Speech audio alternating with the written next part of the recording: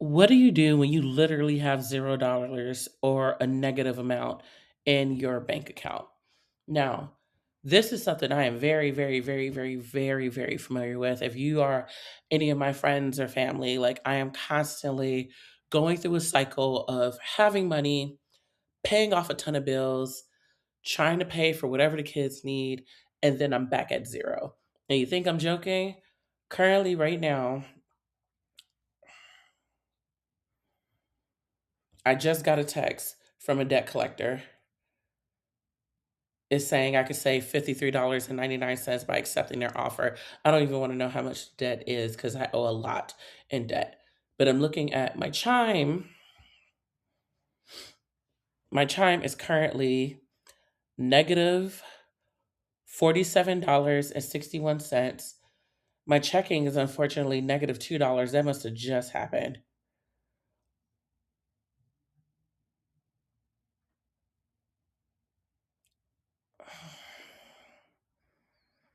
I don't know where these are coming from. Oh my God. Ionis just I almost need to pause the video. Somebody just tried to charge me $126.33. I, I mean, it. This video was about how to like this is happening in real time. So just checked. Cash App declined. Ionis declined. Okay. All right. And then that's negative $47. Cash App, as you could tell, negative $287. And then my other bank account, $25, which is doing pretty good when you're in between invoices getting paid and everything else. So this is something I am very experienced in, but survivable, survivable. And today we're going to go through how to reset, how to not overwhelm yourself or panic when you reach this point, which I am, again, very familiar with, which I have to remind myself, Ionis, I'm writing that down because that literally, the timing was in real time. I saw the email, but I'm like, I don't have anything under there. But now I gotta check. It's probably your old website. Anyway, back on topic. So here's the reality of things. If you are in a panic, it is going to be very, very difficult to figure out a strategy on how to survive this. I think what tends to happen, and trust me, I've been there, what tends to happen is all the bills fall on us, things are due.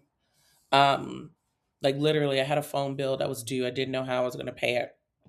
And and you go into panic mode. Your body is going to respond before your mind does. On the outside, I'm like, it's fine. Everything's fine. It's going to be fine. Everything's fine. You know, been through it. I survived everything. People have told me I've survived so many things. But your body is already in panic mode. So, first, you have to regulate yourself, which is very, very difficult to do without spiraling. So, the way that I do it, and before we even get into this, there's going to be different biases that I have because one, I'm a woman, that makes a difference. Number two, I have children, that makes a difference. Number three, I'm in Chicago, that makes a difference. Like whether you're in the suburbs versus the city versus Illinois versus Texas, all these things is going to make a difference. So try to apply what works for your situation. I'm also going to acknowledge what it may be like in different spaces, like if you're a different person with a different situation. But first, you do have to emotionally regulate. And it's hard to come up with a solid plan when you are spiraling. And again, your body's going to react before you verbally react. And what you have to do is recognize, okay, this is what's going on, but this does not mean I'm a failure. This does not mean that I messed up something. This does not mean that I need to learn a lesson in this.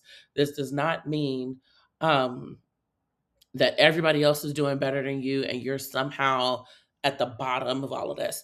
You have to remove all of that blame and you have to stick with, okay, what's happening?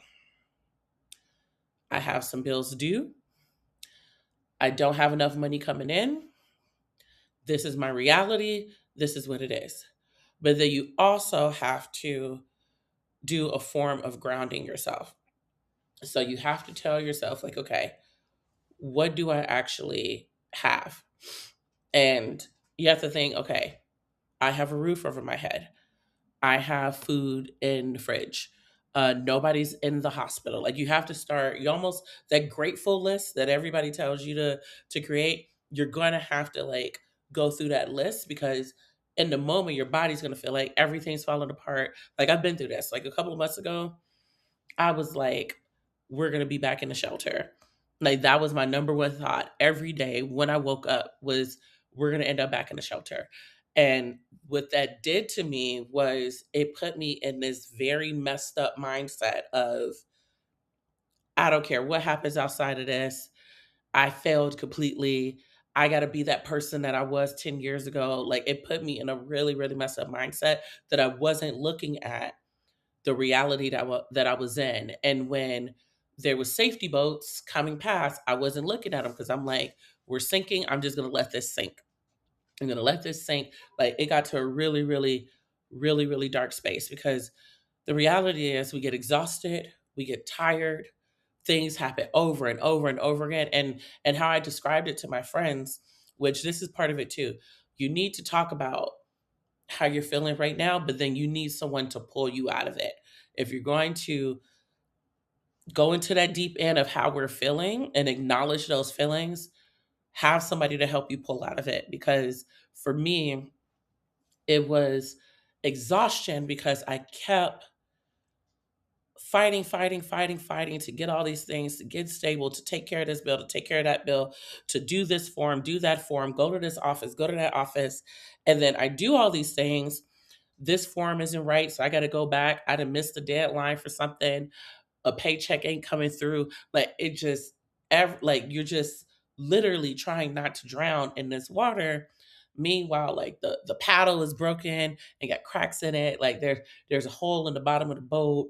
Like you're lugging like a bunch of tires behind the boat for some strange reason. There's an iceberg coming up. Like it's all these things, and it gets really emotionally exhausting, and you find yourself drained, and you find yourself trying to numb everything everything. And you have to acknowledge, like, yes, this is frustrating, but, I still have this, I still have that, I still have my community, I still have these things.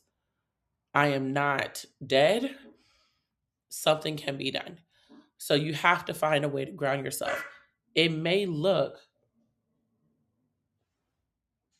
try to see if that's my dog or the neighbor's dog. Grounding may look different for you. It may look like you holding your hand on your chest and holding it on your stomach and physically taking deep breaths, holding your breaths, because again, our body is going to react before our voices do, before our minds do. Our body is already in like, what do we need to do to keep ourselves safe? What do we like? We're tightening up and being tense because we got to embrace impact.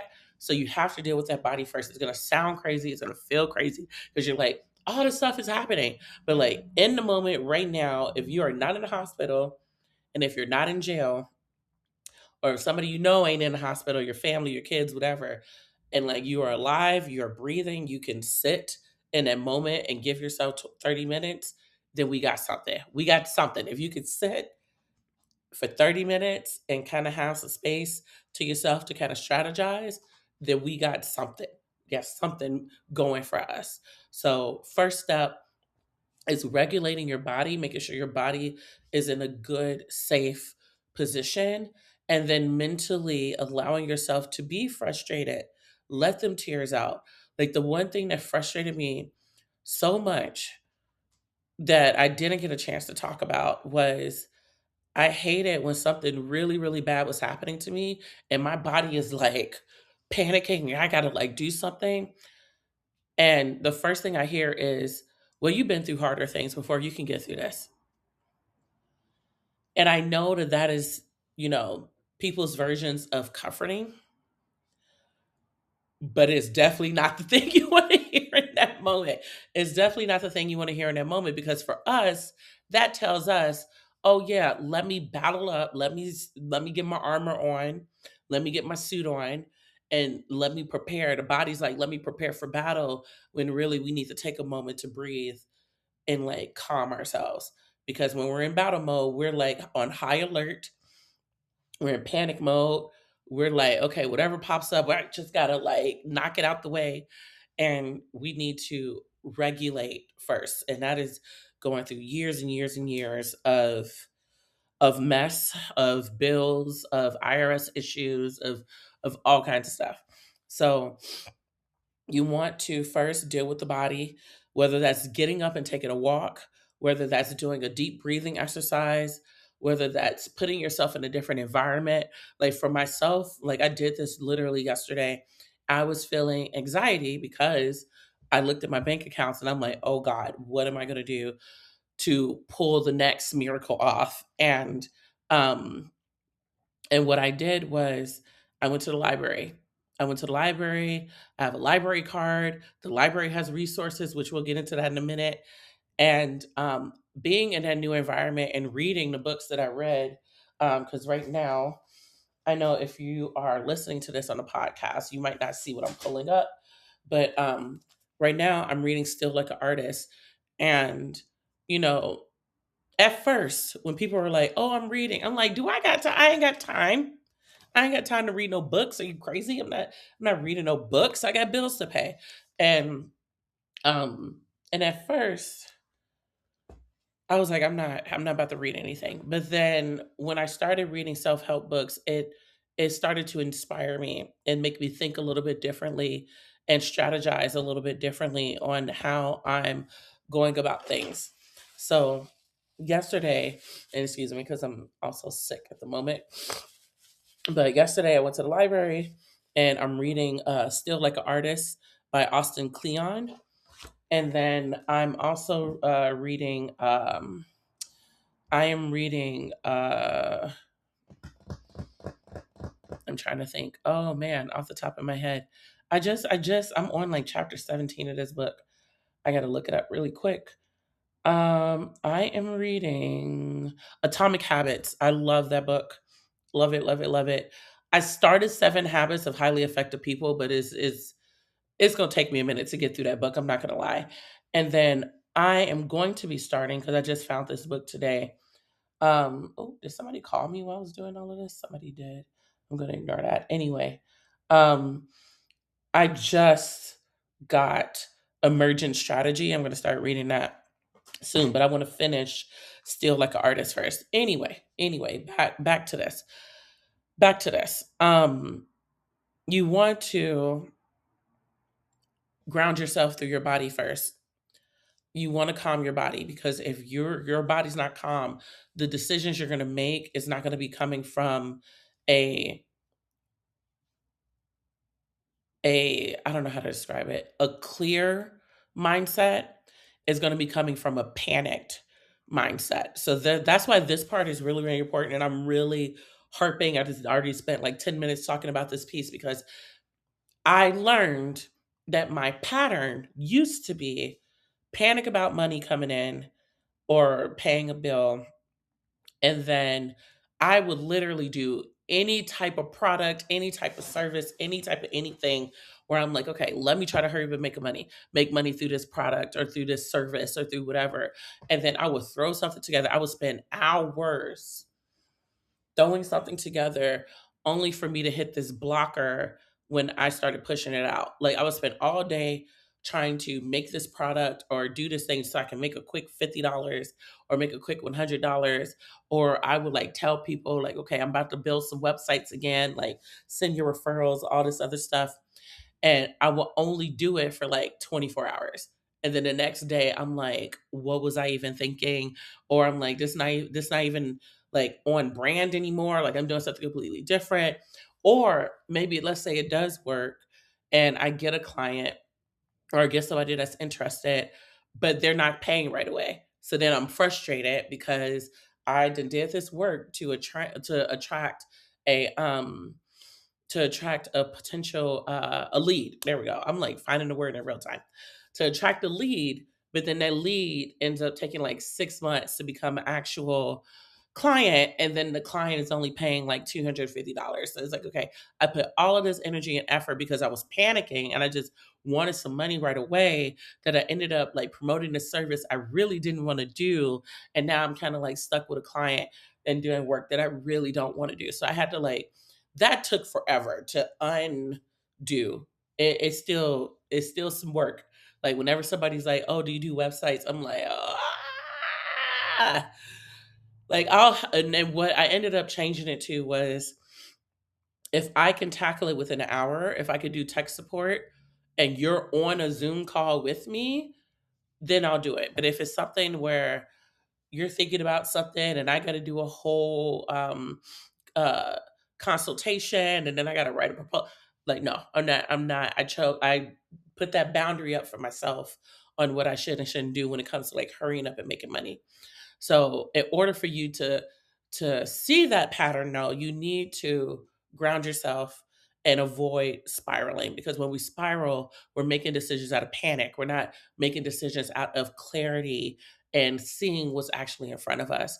And there's many different ways that you can ground yourself in the moment, whether that's physically, you physically like ground yourself, go somewhere, do something you need to, well, do something that's going to take your mind off of things for a second. Just get into that clear mindset that's needed to do the rest of the work that you need to do. This is not ignoring your problems. This is not sweeping it under the rug. This is you getting into your strategy mode that's going to put you in the best position to deal with the $0 in the bank. So now we're going to talk about a practical reset, and I'm looking at my notes really quick. So this is where we're kind of putting the work in. So now we're like, okay, I'm clear-headed at the moment, still stressed out about this thing, but what can we actually do? So in other words, dealing with the thing. So not in other words, I misspoke. But now we got to deal with the thing that's either on fire or the things that we know that's coming up. So let's take a look at the thing that's on fire. So when we're looking at this thing on fire, we're like, okay, this is really pressing. Like this needs to be dealt with. What can I do? Um, I'll use one of my examples. So I had an extremely high light bill. I won't go into numbers because I'm embarrassed about the numbers and I'm still dealing with this problem to this day. But I had an extremely high light bill. And of course, they cut the power off. What ended up happening, why it ended up so high, was because one, trying to catch up on the bills, but then two, there was an issue uh, with the central air. The unit, the piece that was in our bathroom, it was in our bathroom, it's in a different space in other people's apartments, but the problem was we were having issues with it for years. Either the heat would not work and we had to get space heaters, or the AC wouldn't work and we had to get ACs in the window. But every year, and I was paying a very, very, very high rent, and I'm so upset that I didn't do certain steps, but it is what it is. It is what it is. But they came, they fixed it, quote unquote, fixed it. But then I found out, even when my thermostat was off and it read that it was off, this thing was still running 24/7. 24/7. So imagine having the heat on 24/7. So a normal bill is probably what, 60 to $120 ish. Our bill was $400 to $500 per month. Per month. It was $400 to $500. And I called for them to come out and see what was going on. They were like, we can't come until 6 months from now. Like it was just a mess. It got to the point where I had to shut off the fuse for the central air. And by that time, we already went through months of this thing just running, because I didn't know that this thing was running until I heard it. And I'm like, oh, this thing has just been, because by the time, once you get a $400 bill, you're gonna look at outlet. You're gonna look at every TV. You're gonna start unplugging stuff. You're gonna start doing all kinds of stuff to make sure this thing is low. And then that's when I recognize, oh, this central air piece is still running. So eventually we had to shut that off with the fuse box, but then the bill was still a bill. It was still a problem. So what I had to do, I was panicking, of course. Like there was a week that we had to stay at my best friend's house, me and the children, because we were doing the candles and all of that stuff. And I didn't know where this money was gonna come from. And and once I was able to kind of, calm down and be like, okay, this is happening. There's no avoiding this. I got to do something about this, or we're not going to have lights. And what I ended up doing was a little bit of research, a little bit of digging around, and I found out that there's a program where if you have medication that needs to be refrigerated, you have to have power on no matter what the bill is. It's like it's a medical clearance or medical, I forgot the exact term, but there's medical documents that you have to turn in to ComEd in order for them to like process it and get your stuff back on. So then I went through a week and a half of contacting my doctor, getting his paperwork filled out, um, contacting ComEd, like trying to get them to, acknowledge the paperwork. And then what ended up happening was I didn't know your doctor had, I didn't know that the paperwork had to come from the doctor and not from me. What ended up happening was I had my doctor sign it and then I sent it to them. And then I waited 3 days only for them to tell me, like, no, this actually needs to come from your doctor. When I tell you the tears that I have crumped, not crumped, I'm joking, cried. The tears I have cried that week because I was like, what else? What else? Like, I'm like doing all the things, like, what else? And to like hit a brick wall that was not my fault is just, and it's infuriating. And we all have been at that point. We all been at that point where we're just like slugging through it. We're slugging through the mess and we're jumping through the hoops and we're watching out for the red tape. And we're like, okay, I'm going to do this. I'm going to do that. To do all of it only for like you to get hit by a brick wall is the most frustrating feeling in the world. It's so frustrating. And I remember that moment and just knowing that there was nothing else I could do. And I was dealing with this with multiple things. I was dealing with this with the lights. I was dealing with this with rent. Like where you get to the point where there is nothing else you could do because you did everything. You did everything. And you get into that acceptance mode. And you're like, I'm just gonna wait for the stuff to hit the fan. And I remember there was something I came across. I can't remember if it was TikTok. I can't remember if it was something that I read. I have no idea. I can't remember. But I remember somebody saying, if you are fighting so hard and you're getting so much resistance, you were supposed to let it go. And I remember hearing that and having a whole meltdown because I worked so hard to get my apartment downtown. I worked so hard to get my kids in good schools. I worked so hard to get the car that I had. Like, I worked so hard. And I'm like, I finally have the things. I finally have the things. And like, and I just want to relax and like live with me and the things. Like, I need these things, things, things. And I remember telling myself, like, you got to let it go. You got to let it go. So I, you know, did my medical clearance with ComEd and they turned my stuff back on and then got on a payment plan with them. And then with the rent, I had to let it go. I had that conversation with the property manager and we had to let it go. And um, did not know what that next step was going to look like. It was a very scary moment. It was a very scary moment. And I really had to believe in faith. And I know that this blog post, this piece is more of steps that you need to do, but this is also very big on how much you can believe in yourself. If you are used to fighting these fights and jumping through these hoops and doing these things and finding the resources, you have to trust in yourself. And this is why you have to go from a place of clarity. You have to trust in yourself that you know the next move. And that whatever that next move has to be, you're going to make that move the right move. And for us, that was moving out of downtown and moving into a different neighborhood that I would normally never move into. But I had to make that move the right move for us. So going back into this, and why I shared that story is, once you're in a place of clarity, you need to do a really quick audit of, what is this thing that's on fire that I need to deal with, and what's the resources I have, what's the options, and what's the plan of action if I reach a point where there's nothing else I can do. So starting with, what resources do I have?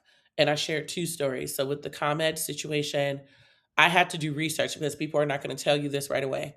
I had to do research on what was available, and I had three options available. So one was the payment plan that they usually offer. That's on the website. Takes a little bit of digging, but usually it's easy to find.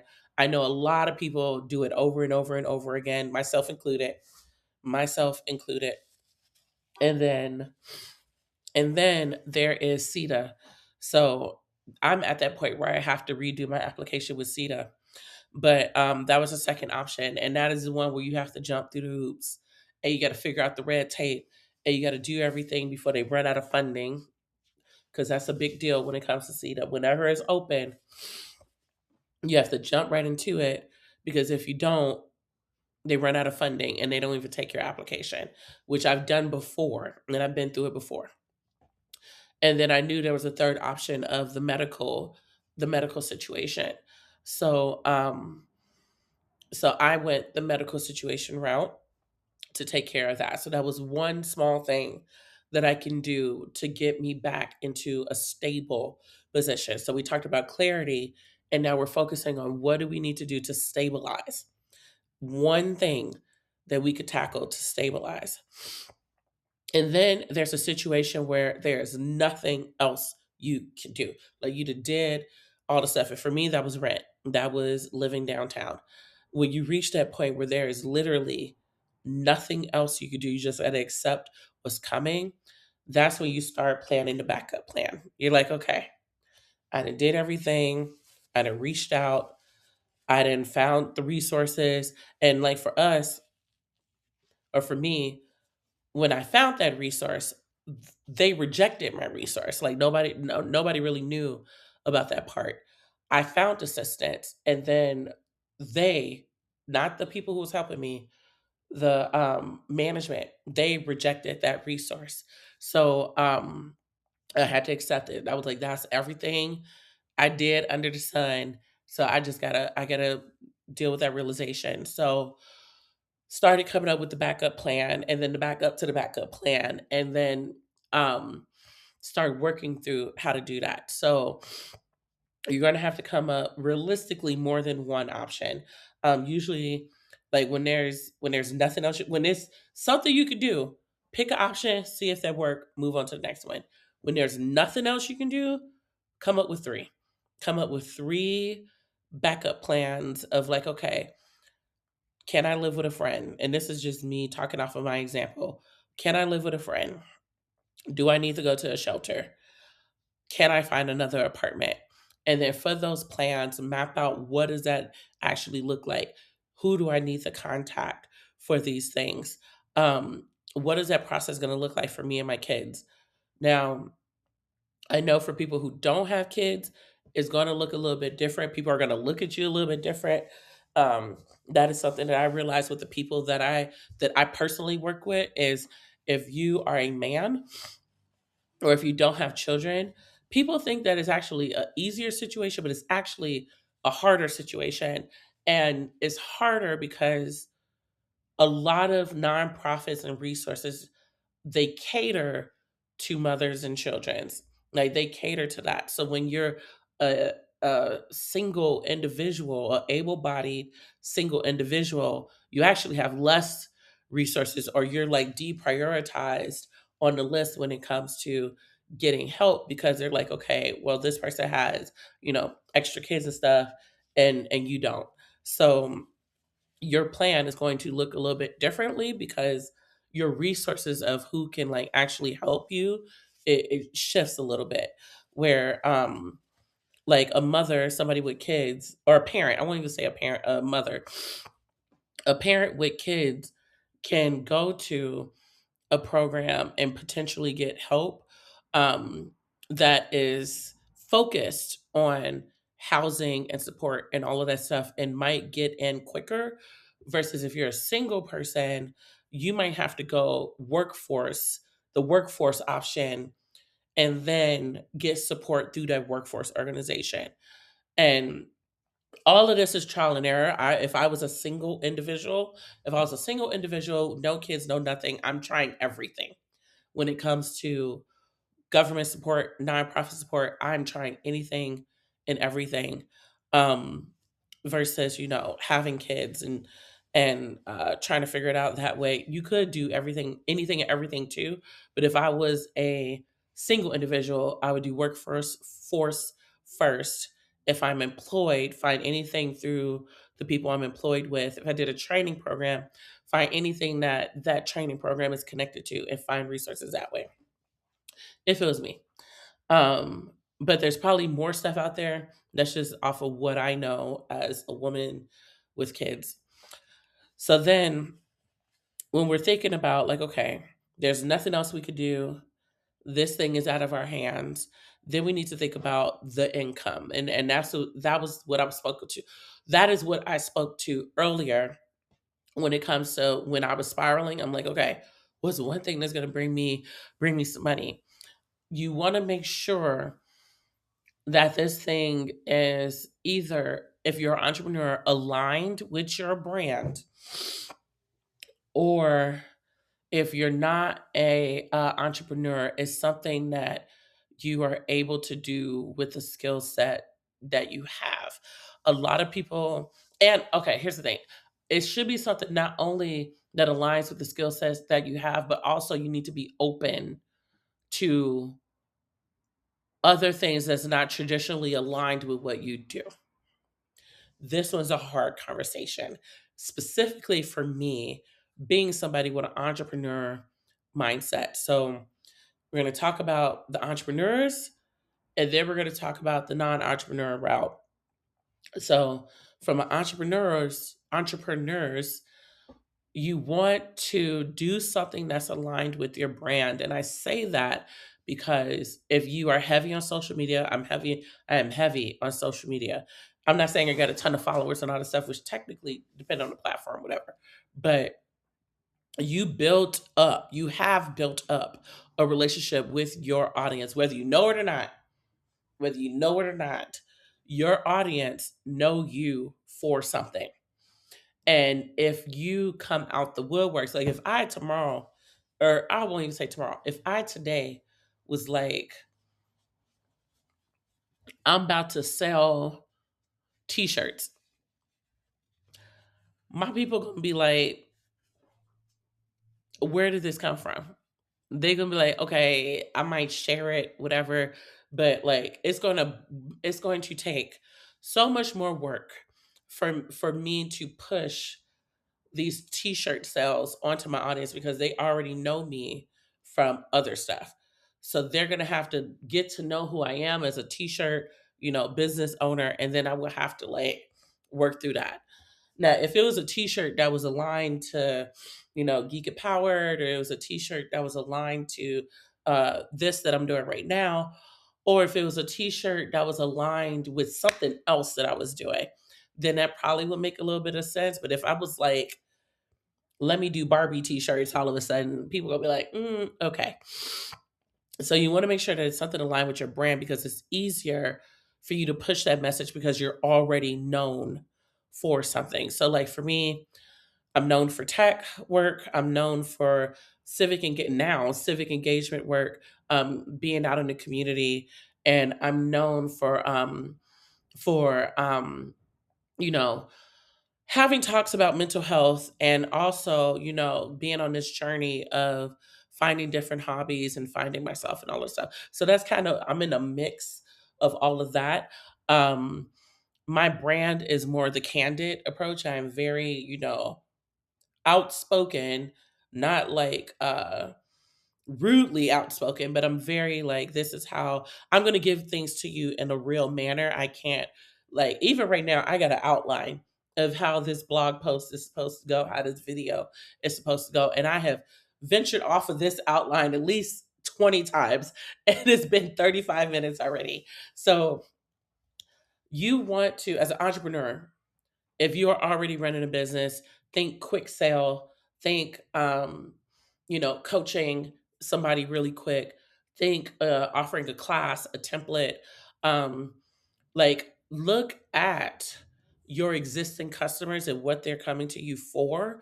Like, when I was doing web design, a lot of people came for me for tech support. So I'll just quickly throw out there, like, okay, um, do you need to fix something really quick? $75 an hour, $60 an hour, whatever per hour, and I'll help you, fix this problem that you're having. And that's what I did with the tech support side. Um, and now that I'm shifting into this stuff, it's a little bit more difficult figuring out, like, what's that quick thing that I can sell, because it's not necessarily going to be quick, because you have to look at your shopping habits. When you are shopping for something, recall the last time that you saw somebody one time and you're like, I'm going to buy this thing from them. If you can recall that time, then you need to copy whatever that business owner did, but put your own spin on it. I'm not saying sell what they sell. You need to see, like, okay, what is their brand? What were they pushing on their social media? What is that product that they were selling it? How were they selling it? Was it on Facebook? Did they go to an event in person? If you're retail, this is going to require some investment, but are they going to a market and selling like their products at a vendor table? So these are the things you got to think of when it comes to selling something uh, really, really quickly. So think about what's something that's tied to your brand that you can sell, that you can sell. It makes sense. People trust you. People know, like, this is something that's coming from Ahi, or this is something that's coming from Tim, or this is coming something that's coming from Angelica. Like, and I know that this is her because this is what she does. And I know what I get from that person is going to be quality and is going to help me with what I'm trying to do, or is going to satisfy a want that I have. So that's my entrepreneur people. Now, those who are watching a video, I'm like adjusting my camera, because my daughter is about to walk in at any moment. So now I'm going to talk about, I almost tripped on one of her shoes. So now, okay. So now we're going to talk about the job route. And this one is a little bit more difficult because in 2026, getting an interview is hard. Hold on, I ain't got to adjust. Okay, there we go.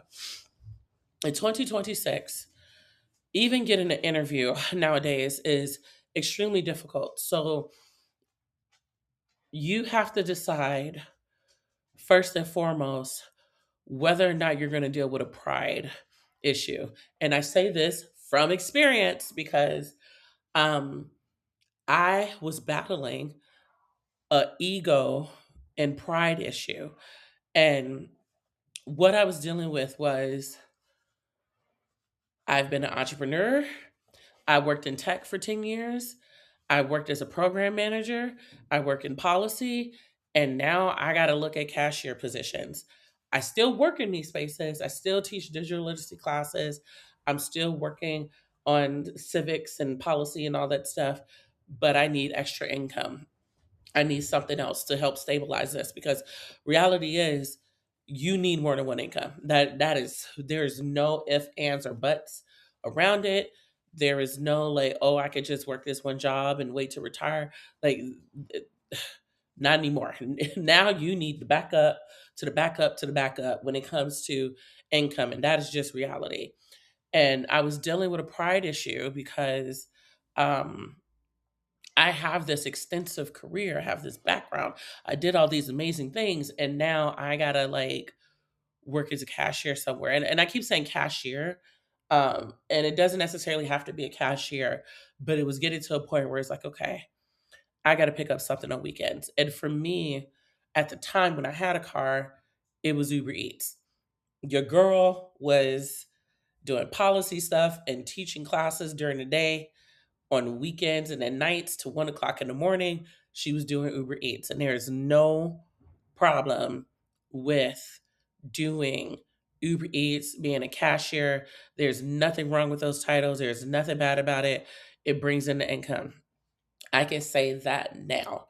In the moment, I was like, oh my God, like I gotta do Uber Eats, da da da, because like, even in the dating world, for those of you who are following content creators in the dating world, like women would poo poo on men who were like doing delivery work, and it's like that's work. It's work. If you did it, it's work. It's real work. And you might have to check yourself because that's what I had to do. I had to check myself real quick. I'm like, okay, it's either that or nothing. It's either that or nothing. Um, but you have to check your pride. You have to check your ego and your pride at the door. And you really have to ask yourself, like, okay, I got to bring this money in. Ain't nobody gonna look at me like my fear was, and I'm being real transparent, and I didn't expect myself to be this transparent. My main issue was I was going to be delivering this food and somebody was going to recognize me. That was my number one fear, was that somebody was going to recognize me. They were going to recognize my name. They were going to like and do all this stuff. But then I was like, let's really dig into what's all this stuff. Ooh, excuse me. Let's say they do recognize my name. What are they gonna do? They gonna look me up on LinkedIn. They be like, "Oh my God, you just delivered my food." Like nobody was gonna take things that like. When's the last time you looked at somebody that delivered your stuff? You're like, "Oh, Angie, let me like look this girl up." Or and sorry, Angie, I do know Angie. I don't think you do it. Anyway, like you're not gonna be like, "Oh, I know this person. Let me like look this person up." And be like, girl, why you do it? Like nobody's gonna do that. But that was my fear. My fear. Oh, my fear was. Let me know if I should stop recording. Okay. My fear was somebody was gonna see that I was delivering their food, and they're gonna look me up on LinkedIn, and they're gonna be like, especially when I was in entrepreneur phase, like they're gonna be like, how you gonna sell me a product? But you out here doing Uber Eats delivery. So that was my fear. So you have to check your ego at the door. Like really flesh out like what is this fear that you got? What is it? Is it realistic? Or is this just something that's in your head? So with all of that said, as an entrepreneur, think of one thing that aligns with your brand that you could push out there. I'm not saying don't push out something quickly, but do something that's aligned with your brand. Do something that your clients will recognize and see, like, oh, okay, that's what she does. That's on point. Let me share this with the people that I know needs her services. And then when it comes to employment, check the ego at the door.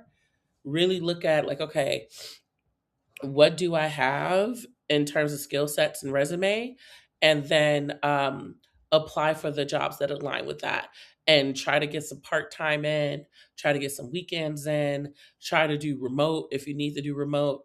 The only thing I would have said before, do two multiple full time jobs, but people are getting caught up when it comes to having two jobs at the same time. So I would not recommend, two daytime jobs, same hours, that type of stuff. Don't recommend that. I feel like it's illegal, I think. I don't know. But I would recommend if you do have a full time job during the day, taking up a second income at night or taking up a second income during the weekend would work. So now being more into practical, you're like, okay, well, fine, but like it's hard to get the jobs, it's hard to get an interview. What do I do now? So there's a couple of things, and I'll go through it quickly. I'll go through it quickly and then do a part two of this because I've already been speaking for 45 minutes. And these last two are important, but I think this is like, I really got to get this part out. So when it comes to the actual work that you're doing, one, gig work. So we're talking to Uber Eats, we're talking to DoorDash, we're talking to Instacart, Winolo. I'm gonna come up with a list. And under this video, there's gonna be um, a list of apps that you can download where jobs are available. And I'm gonna talk to some of these apps in a second. But there's the gig work where, the, in the days of the staffing agencies, like the temp jobs, that type of stuff, you got to think that level of stuff. Beware of scammers. There are a ton of scammers out here. I didn't ran into a bunch of them. My friends have ran into a bunch of them. But think gig work, the apps that I'm going to put, and then those who are listening on the podcast, um, sources may vary.substack.com. That's where you'll find the list of apps.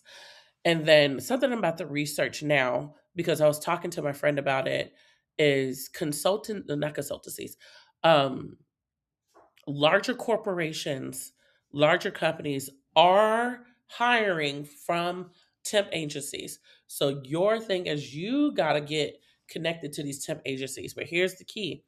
Here's the key. They are only going to the temp agencies when it's very niche specific. When it's very, very niche specific. They do not want a general, worker anymore. It's something very, very niche. For example, I'm going to use tech for this example because I don't think I can share her example, but I'm going to use tech. Let's say I'm a corporation that um, has a client that is finance and they are dealing with taxes. This is actually something I dealt with before. So I think I could talk about it. It's been a couple of years. I didn't sign a non-disclosure, I don't think. I don't know. Anyway, I won't use names. Anyway, their client is a finance company and the project is a tax project. Nobody specializes in taxes, but developers have to build up the logic to allow people to move through this application that deals with taxes. And if you ever dealt with taxes, there are like certain criterias and loopholes and things and rules and just all the stuff where you could get yourself real messed up if you do the wrong thing. That company, either the tech company themselves or the client, will hire a specialist from a temp agency to bring onto the team and say, okay, we need you to help to work with a business analyst, write out these stories and figure out like, okay, what are the criteria? What's the red tape? What's all the things that we need to look out for while building this out? So that's a really high level tech example, but I'll even go a step, further, whatever. Let's say I'm a hotel and we just implemented, I don't know, we just built a new wing. We built a new wing in the hotel. And now we don't have like our staff, we don't have any construction people in our staff. So they're going to go to a temp construction company, like a temp agency that specializes in construction workers. And then they will hire construction workers through that temp agency. But that temp agency doesn't have cashiers, it doesn't have, stock people, it doesn't have, technologists. It only has construction workers or people who work in construction. So that is what's happening in the employment space. So you have to find the temp agencies that are very, very niche. So you have to look at what is your niche. What is your niche? And it might change. So you will need, and I'm gonna do a whole nother video on this, but you need multiple resumes. Multiple resumes for multiple job positions, and you need to favor each one to cater towards a really niche position and then go for these temp agencies. Also go to LinkedIn, find the recruiters, make sure they're legit recruiters, and then work with them. Um, so that is that piece. And let me see if I kind of grasp everything. So I talked about the gig work, I talked about the apps, I talked about the temp agencies. Another thing that you can do, which is something that I have definitely done, is contractor work. So usually we think of, entrepreneurship, having our LLC, and then getting clients as an LLC. You can actually also get an LLC as a solopreneur, as a sole proprietor without an LLC, without all the extra paperwork. You can go after contracts as a solopreneur as long as you have um, your capability statement, you have a portfolio of the work that you've done, and you have your services packaged up in a certain way. You can pitch your work to organizations. Like if you're looking at, I'm trying to think what's the closest one to here. If you're looking at the SBDC, because that's what I did. If you're looking at the SBDC, find a connection at the SBDC and say, "Oh, I can do this, that, and the third." For me, it was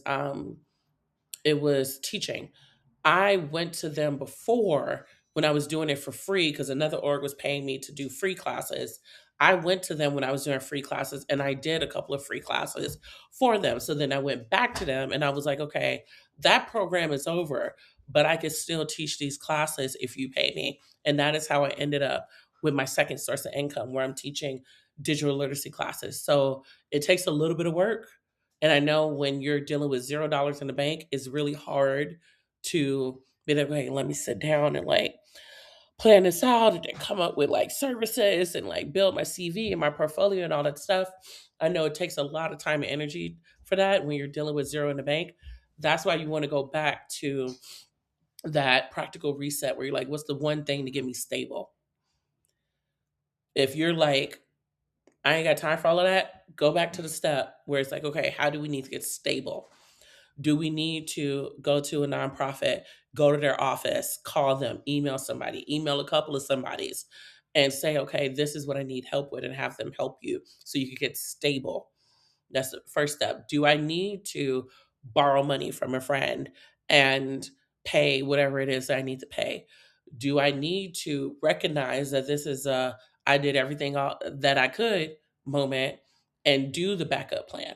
So stable. And then we're going into, okay, what's the strategy to generate income?